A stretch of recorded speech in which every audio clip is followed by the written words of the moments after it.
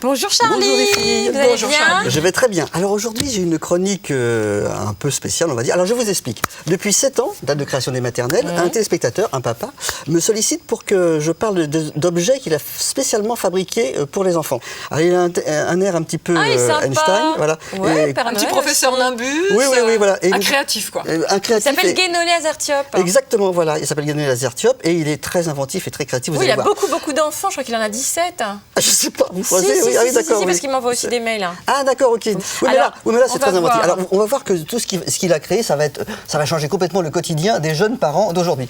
On va commencer par celui-ci. Alors ça, c'est pas mal du tout parce qu'il a remarqué quand même que les papas, on voit qu'il a 17 enfants, savent pas très bien mettre le lait en poudre dans les biberons. Voilà ce que ça donne à peu de choses près.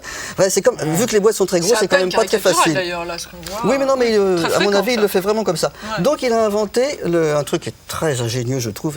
C'est l'entonnoir géant. Regardez comment c'est fait. Vous mettez le biberon là, l'entonnoir géant que vous déplacez comme ça, et ça va venir se mettre directement dans le goulot du biberon. Bien vu. Et le papa va pouvoir verser son lait en poudre. Alors s'il rate l'embouchure, c'est que vraiment il est maladroit parce que quand même là il y a de la place. Mais c'est super parce que ça retire les grumeaux en même temps. Regardez. Exactement, ça retire les grumeaux. d'accord. Il reste plus ensuite qu'à ajouter de l'eau évidemment, et puis ça vous fait un biberon.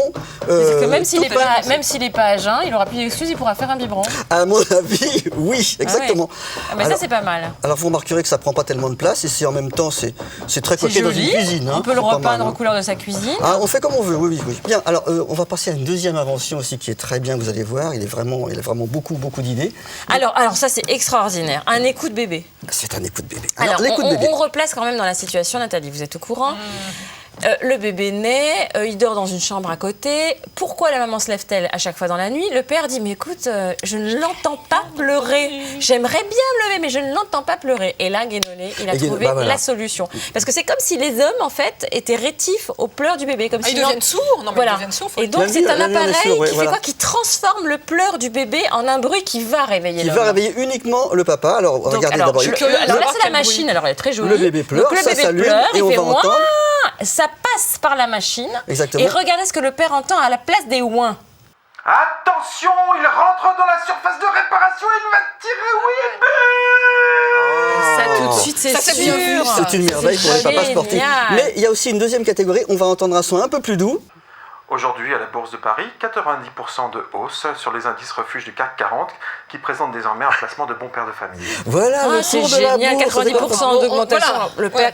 Voilà, exactement. Et il se lève et il sait qu'en fait, c'est son bébé qui pleure. Voilà. Et la maman, évidemment, ne se lèvera pas à ce moment-là parce qu'elle va pouvoir dormir. Pas du tout concernée Dormir par ce complètement genre de tranquille. choses, Non, absolument pas. C'est Et extraordinaire. c'est assez joli aussi, c'est pas, on peint aussi comme on veut. Alors, il y a une autre invention Oui, fantastique. ça c'est un peu spécial. D'après Guénolé, c'est son invention la plus réussie parce que c'est le traducteur de pleurs, Karine. Parce qu'on ne sait jamais quand son bébé pleure ce qu'il a exactement. Ah, c'est l'angoisse Donc, même voilà. des primipares, hein, vraiment. C'est Exactement. tout un Donc, apprentissage. Écoutons un bébé qui pleure.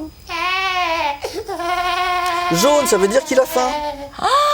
Ça analyse les pleurs et ça les transforme. Et comme ça, on sait ce qu'il a exactement. Ça les C'est Exactement, génial. exactement.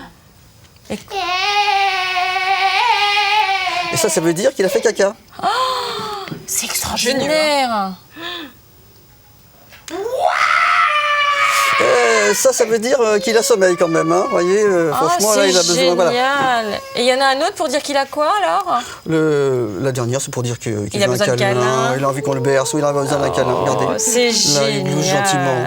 Voilà. Mais il est super ce Guédolé Azertiop, une longue carrière. Exactement. Alors si jamais vous voulez ses coordonnées, parce qu'il faut qu'il fasse breveter tout ça évidemment, vous nous retrouvez sur notre site www.france5.fr. Voilà, exactement. Merci Charlie.